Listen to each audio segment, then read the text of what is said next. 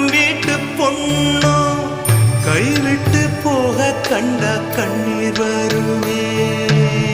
தங்கச்சி கண்ணில் கண்ணீரை கண்டா தன்மானம் கூட அண்ணன் விட்டு தருமே.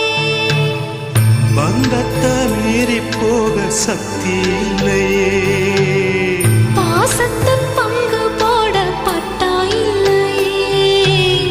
இருக்கு இழகி போச்சு வெட்டு பாறையே.